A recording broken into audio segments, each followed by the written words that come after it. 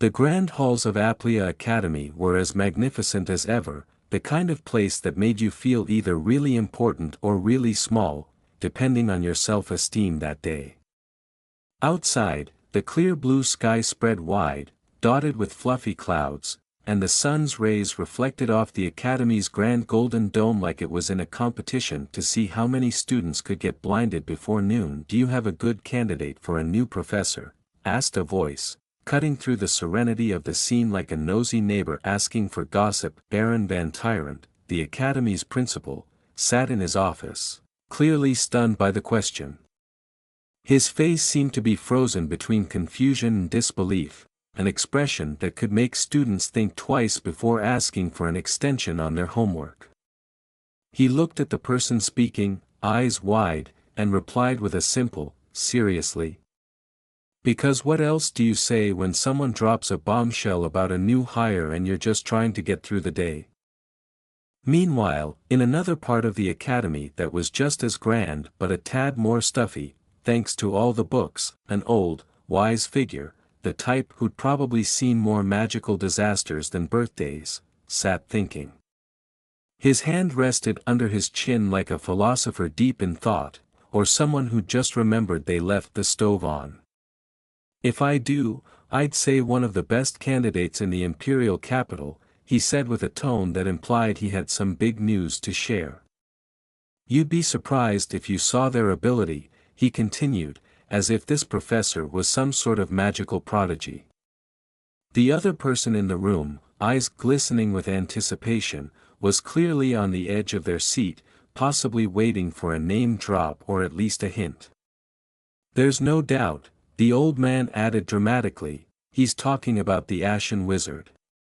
And there it was, the legendary Ashen Wizard, whose name alone probably inspired the kind of awe that makes people drop their coffee mugs. This wizard must have been something else, the eager listener, unable to hide their excitement any longer, muttered under their breath, "I can't wait." Honestly, the look on their face suggested they were about to fanboy out right there in the middle of this scholarly scene. Back in the principal's office, Baron Van Tyrant tried to maintain his composure. "Then let's quickly get the contract handled," he said, the business-like tone of someone who has probably signed more magical employment contracts than he'd care to admit. But before he could even touch a quill, something odd caught his attention.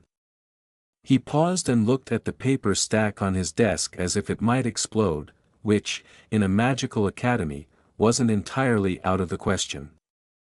"It's my newly adopted daughter," he stated, emphasizing the word like even he wasn't sure how the whole adoption process had gone down. It had that sense of, "Oh yeah, did I forget to mention I adopted someone? My bad." The other person in the room blinked in surprise. It wasn't every day you found out someone casually adopted a daughter, let alone a mysterious one. But then, this was Aplia Academy, and anything was possible. Just when the air of mystery and excitement was thick enough to cut with a butter knife, the conversation took an unexpected turn. "Her skills are reliable," the older man continued, trying to sound reassuring. "Her basics are solid, and she holds a lot of strength." The other person in the room, looking as if they had been transported into the Twilight Zone, asked in a half-confused, half-exasperated tone, "And the Ashen Wizard?" "What are you talking about?" came the reply. The older man's obliviousness hung in the air, and for a moment, it seemed like he had forgotten the entire point of the conversation, as if he'd just been chatting about his grocery list instead of legendary wizards. Elsewhere, Baron Van Tyrant's face darkened, his expression like that of someone who had just bitten into a lemon and decided to embrace the bitterness. "I can't accept that," he declared, his voice dripping with frustration. It was the tone of a man who had clearly run out of patience. "You've always put impartiality first, but now you're recommending a relative?" There was a moment of awkward silence, the kind that follows any family drama or heated board meeting. The kind of pause where everyone holds their breath, waiting to see if someone's going to flip the table or storm out. Aaron's frustration deepened. It's something we can't have here at Aplia Academy, the cradle of learning. His dramatic proclamation hung in the air, and for a moment, it was as if he was in a Shakespearean play rather than a conversation about hiring policies. The old man across from him simply sighed, clearly used to Aaron's dramatic flair. Tisk, he's so stubborn, he muttered under his breath, barely masking his annoyance. But really, when your academy principal starts waxing poetic about learning institutions, what else can you do but roll your eyes? The tension in the room was palpable as one of the academy's senior figures slammed his hands down on the desk, a loud and authoritative gesture that immediately demanded attention. Do you even understand how significant this year is? He said, frustration evident in his voice. This is the time where we need to be absolutely transparent about the hiring process for our professors. He gestured dramatically, as if trying to emphasize the gravity of the situation, and summoned forth a cascade of documents, more like a whirlwind of paperwork, before him. Look at this, he commanded, pointing at the floating forms as if they were holy relics. Every one of these people wished to enter the academy. His voice grew more intense with every word. It felt as though the weight of the future of education was hanging on his every syllable. Clearly, this was more than just a conversation about new hires. The older, bearded man sitting across the room let out a low whistle, clearly impressed with the display. Incredible, he murmured, as though speaking to himself. His eyes scanned over the floating applications with interest. The elder seemed less fazed. In fact, he was smiling through his cup of tea. All the more reason why you should use my daughter, he said with a wry smile. He might as well have said it as if offering someone the last slice of cake at dinner. You damned! Muttered the other man, grumbling under his breath. Meanwhile, far across the academy, the grand and ornate royal library stood as a beacon of knowledge. A massive collection of magical tomes and texts awaited those who dared to study them. It was a place where intellect thrived and where even the most mundane of students could feel like a sage just by walking in.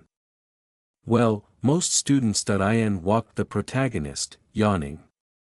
Clearly, the mystique of the library wasn't doing much to combat her exhaustion.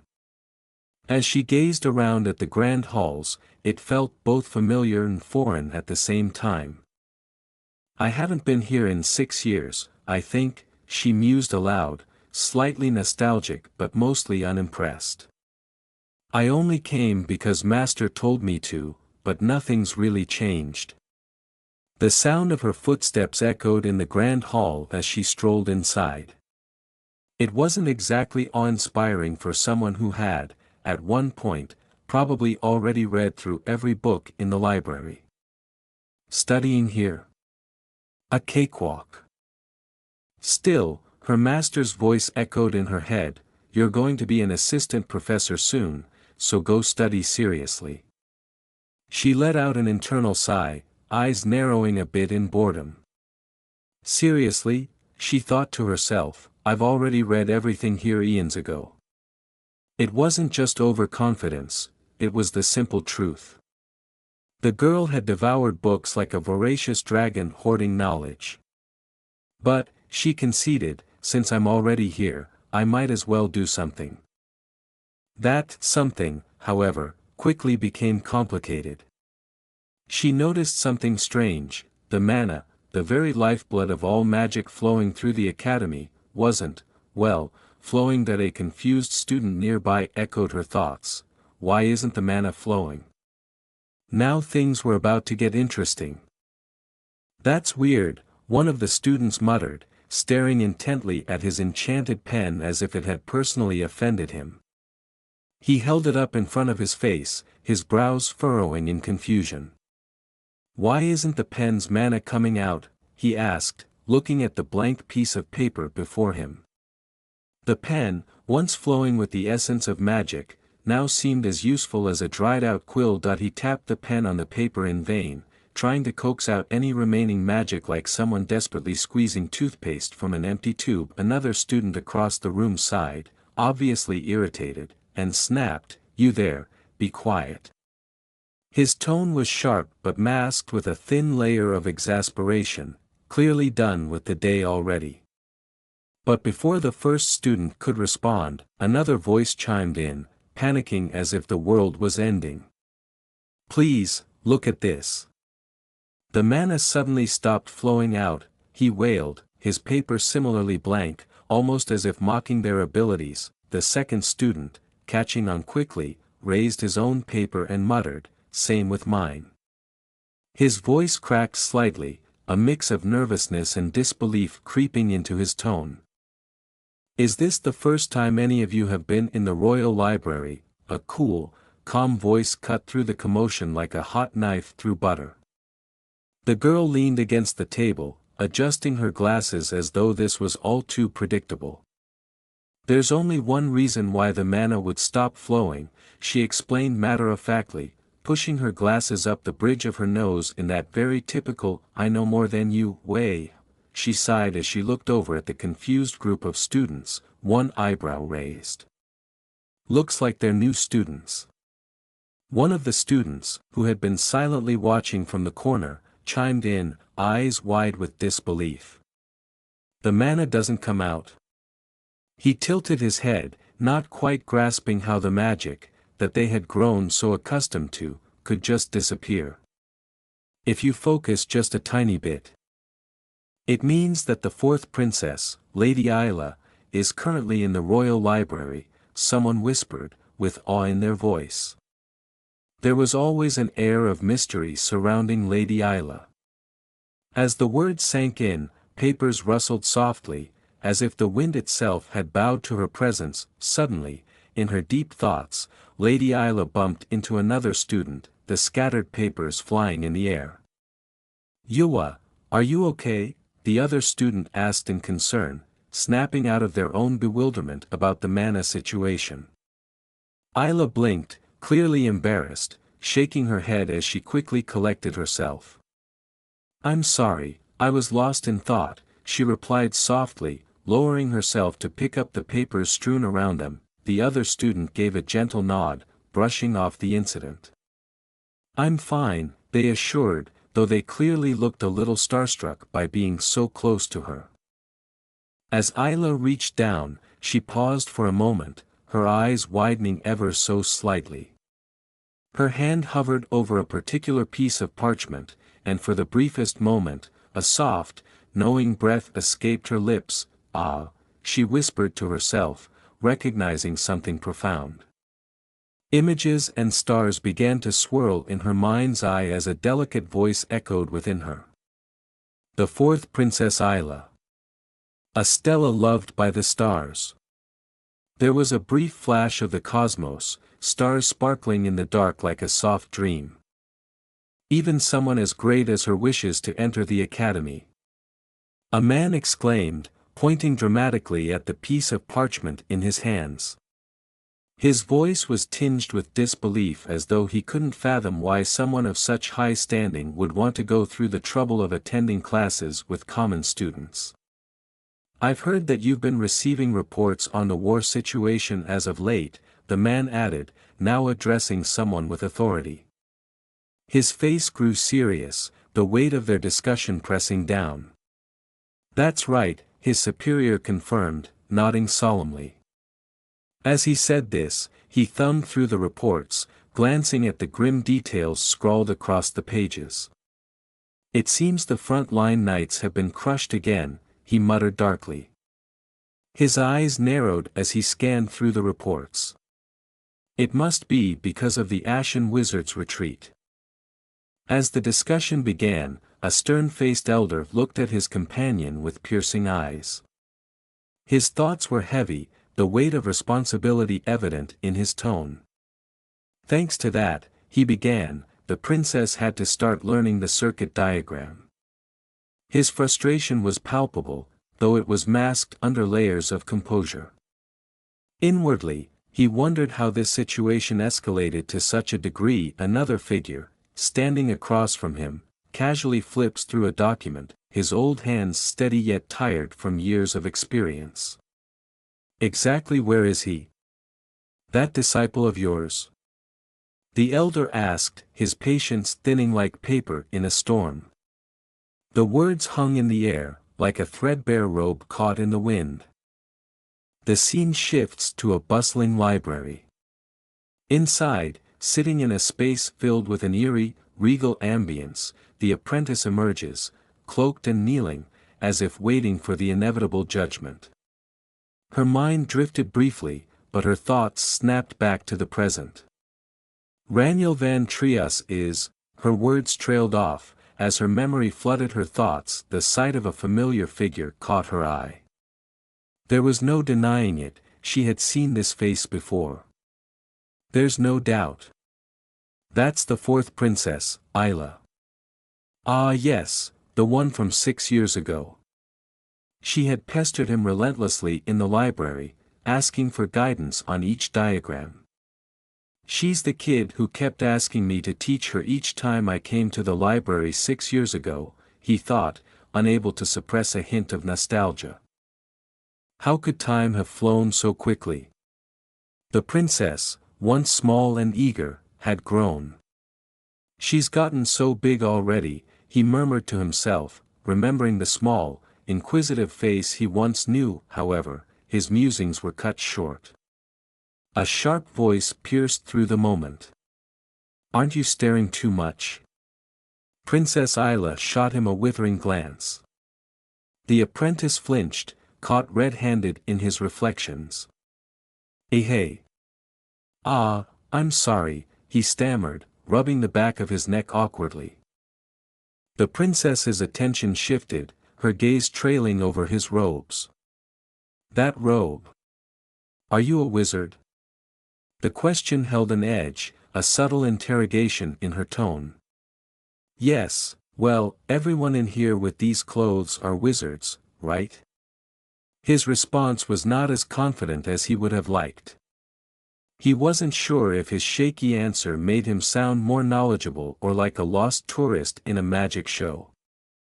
She sighed, unimpressed. So pointless, her remark was laced with disappointment, a sentiment often reserved for beings she deemed incompetent. Adding more incompetent wizards. With no problem-solving or circuit analysis skills, she muttered under her breath, though it was loud enough to sting. The apprentice winced. Helpless wizards, unlike him. Her scorn was clear, even if she didn't say who he was. Another wizard approached, his voice calm, yet filled with a strange guilt. How many people have been sacrificed because of wizards like that? It was a rhetorical question, but it dug deep. He continued, his tone challenging, you call yourself a wizard, but do you truly understand what that means? The apprentice looked down, the weight of the question heavy in the air. Well, I guess. Before he could continue brooding, the princess interrupted his reverie. Thank you for picking that up. She gestured toward some papers scattered across the floor, and with that, it seemed the moment of tension had passed. Or at least, it lessened somewhat. Ah, take this too, the apprentice added, handing over another document that had gone unnoticed. Oh, there was one left, he muttered to himself. At least, the awkwardness was wrapped up with the simple act of handing over a paper. The apprentice squinted at the intricate document in his hands, holding it up in the dim light. His brow furrowed in mild confusion, trying to make sense of the arcane symbols on the page. Isn't this a barrier circuit? He asked, hoping to sound knowledgeable, though his voice wavered just slightly. The other figure barely glanced at him, her expression impassive. Skeeble. She uttered the name as if it carried the weight of 1,000 forgotten battles and lost mysteries. The apprentice blinked. Skeeble. Wait, wasn't that the infamous Licht who terrorized? Never mind. He was sure it was important, but the details were fuzzy at best. He clenched the document tighter and shot a sideways glance at the princess, his mind racing. It's a circuit that skeleton guy built, am I right? He needed validation, anything to confirm that he wasn't just talking out of thin air. He felt the pressure rise. Was it getting hot in here, or was it just his nerves? As if to twist the knife in his growing insecurity, the princess didn't hesitate. Who is she? He wondered, clearly rattled by her cool demeanor. How could she know this with just a glance? It took him a solid hour just to figure out the title of the paper. In his growing panic, he remembered. She knew with just a glance that this was a barrier circuit by the ancient Lich Skeeble, who destroyed the Order of Knights. His mind wandered briefly, imagining legendary battles and circuits too powerful to comprehend. It's a circuit that was too difficult to solve, and even wizards not on the front lines were trying to find a solution, he mused aloud, more to himself than to anyone else. But the princess? She seemed almost bored by the whole thing. Her voice, though soft, sliced through his thoughts like a razor. Why yes, you are very knowledgeable, he stammered, desperately trying to keep up. Was she impressed? Unlikely, although I doubt you'd be able to solve it, she added, her tone nonchalant but with an edge sharp enough to make him wince. He swallowed hard. Well, that was a punch to the ego. If you don't plan to solve it, can I have it back? She asked, holding out her hand, her eyes never leaving his. The apprentice blinked, staring at the document like it was some kind of ancient relic he wasn't ready to give up just yet. This, he fumbled. If I mess with it a bit, I can solve it right away. Ah yes, confidence. Fake it till you make it, right? But as his mind whirled through possible solutions, doubt crept in. Ah. Was I wrong? He couldn't shake the feeling he might have just said something incredibly stupid. I'm sure it's his, but... The princess arched an eyebrow, clearly done with his overthinking. Then please try to solve it. Her voice was cold but direct, and in that moment, he could feel the weight of all the sarcasm that wasn't being spoken. His pride stung.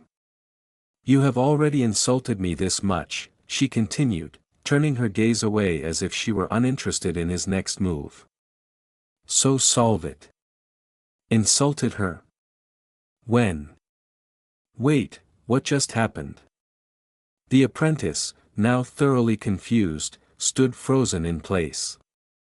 His head was swimming in a sea of mana restrictions, ancient circuits, and possible insults he hadn't even meant to give. Oh okay, well, for now, if you do this, he pointed awkwardly at the document, waving his hand as if gesturing to some magical solution he was still trying to figure out. The princess, unimpressed, sighed and finally decided to enlighten him. Given that you're trying to use mana here, don't you know who I am? She asked, her tone laced with exasperation.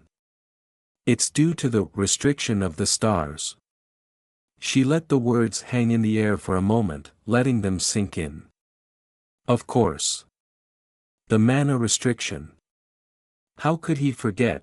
The stars have blessed me with the right to control the mana of the wizard's Uru, she began, before cutting herself off abruptly. Excuse me, please wait a moment. And with that, she moved into action, her eyes sharp, her posture unwavering. A moment later, the room seemed to pulse with power. The apprentice watched, half in awe and half in terror, as symbols and circuits glowed around her, their magical energy swirling in a vibrant display of raw power. She was in control now, the air itself bending to her will. He gulped, realizing just how far out of his depth he truly was. As the air began to thrum with energy, the room felt like it had been transformed into a battlefield of magic. The swirling blue lights surrounded her, making her appear more like an ethereal goddess than a princess wielding spells. The apprentice, now relegated to mere spectator status, took a step back. His thoughts. Well, they weren't exactly coherent at this point. His mouth hung open, his brain desperately trying to catch up with what his eyes were witnessing. What's that? A voice echoed from behind him. It wasn't just him who was flabbergasted, other students in the room were just as bewildered. One guy in the back looked like he was on the verge of fainting. Is this, Mana? Another student asked, their voice high-pitched with panic. But the princess is here. The sheer disbelief in the air was almost palpable. As the magic surged around the princess, her long silver hair billowing dramatically, probably the coolest part of being a magic user, honestly, the apprentice could do little but watch in awe. The princess, though. She seemed totally unfazed, as if this was just another Tuesday for her. No way, the apprentice muttered, finally piecing together a somewhat coherent thought. It wasn't a question, just a statement of pure disbelief. His brain was still fried from the sheer display of power she was casually wielding. She materialized Skeeble's barrier in an instant, he thought, his mind flashing back to all the books and scrolls that told him this kind of magic should take at least a team of 12 highly trained wizards and a month of prep work. But nope, here she was, doing it solo in about 3 seconds flat. How should I describe it? The apprentice wondered, half in awe, half in self-pity. Solving it is easy, but explaining it is hard. It was like trying to explain a high-level algebra problem to someone who just learned how to count. Impossible. No, wait, give me a moment, the apprentice's panic surged again. He wasn't quite done being floored by all this. I'll show it to you directly, he mumbled, desperately trying to salvage his dignity. But who was he kidding? His metaphorical ship had already sunk. Please look closely, the princess commanded, her voice calm, even gentle, like a teacher guiding a particularly slow student through a simple equation. The symbols and circuits swirled around her like a cosmic storm, far too much for his mind to process. And then, in a blaze of radiant light, the building itself seemed to resonate with her magic. The entire space was glowing, the kind of glow that said, "Hey, you're witnessing something far beyond your comprehension." "You still haven't heard anything?" a voice suddenly broke through the chaos. A different scene unfolded before him. They were seated now, as if the previous cosmic display had been a mere moment of interruption. The older man across from him sighed. "He's quite stubborn." "The principal's name is Aaron, right?" the princess asked, her tone casual now, like they were talking about the weather and not a wizard who could single-handedly upend the laws of magic. "Yeah," the older man replied, his voice laden with the kind of weariness that only comes from dealing with impossible students. And just like that, the tension that had hung so thick in the air moments before dissipated. Everything seemed calm again, for now. Rania and the elderly professor sat at a wooden table, enjoying a quiet moment amidst the chaos of the day. The professor had a serious expression as he pondered their recent conversations. "You still haven't heard anything?" Rania asked, sounding concerned. It wasn't like him to stay so quiet for this long. The professor let out a long sigh, scratching his beard in contemplation. "He's quite stubborn," he finally admitted, as if this was some great revelation, something unknown to everyone. As he spoke, his hand brushed against his thinning hair. "His feelings for Aplia are genuine," he added, his voice trailing off as if he'd just lost his train of thought. "But sometimes, he can be too headstrong." A beat passed, and it was clear that the professor was thinking about his own head. Was the stress making him go bald? Rania, meanwhile, flipped through a thick, dusty tome, glancing up with mild sympathy. "Maybe being an assistant professor is no longer a possibility," she muttered, though it was unclear if she meant for herself or for him. She continued reading, knowing full well that stubbornness seemed to run rampant around here. the professor sighed once again, looking into the distance as though he was searching for a solution in the far-off horizon. "Well, what else is there to do if he won't allow it?" he murmured, leaving the question hanging between them like an unsolved riddle. Rania, ever pragmatic, looked up from her book. "Don't worry, we'll find another way," she said confidently. Outside, the scene shifted. 3 men approached a house tucked away in the woods, the sunlight filtering through the trees. They seemed determined, each step closer bringing them nearer to some unknown goal. Their matching uniforms suggested they were here on official business. Inside the house, just as Rania was about to speak again, a sharp knock echoed through the room. Both the professor and Rania glanced toward the door. "Professor Roselle, are you home?" a voice called from outside. The professor's brow furrowed. He was not expecting visitors.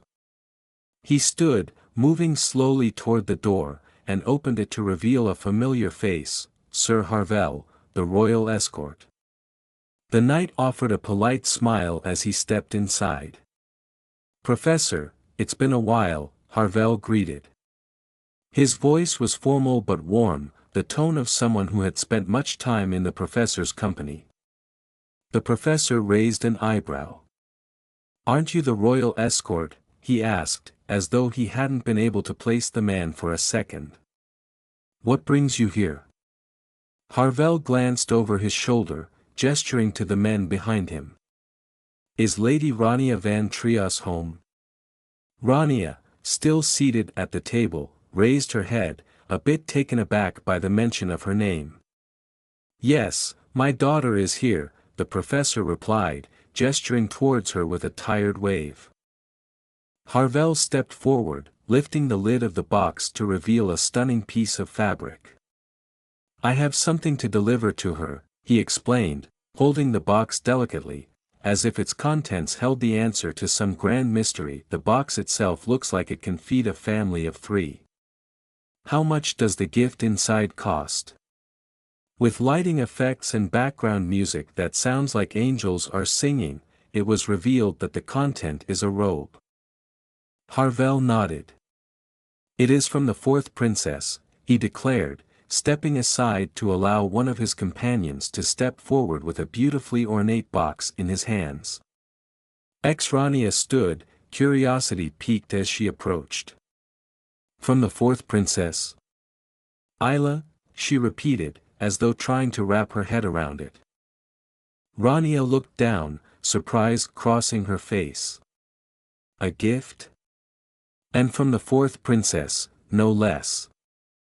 What could this mean? Suddenly, the image of Isla's face appeared in her mind, radiant as always. The memory of her friend's smile softened Rania's expression. Isla had been someone she deeply admired, and now, it seemed, there was more than just a gift involved. "It is to congratulate you for becoming an assistant professor at the Aplia Academy," Isla's voice seemed to echo through Rania's thoughts. The weight of the statement took a moment to sink in. An assistant professor?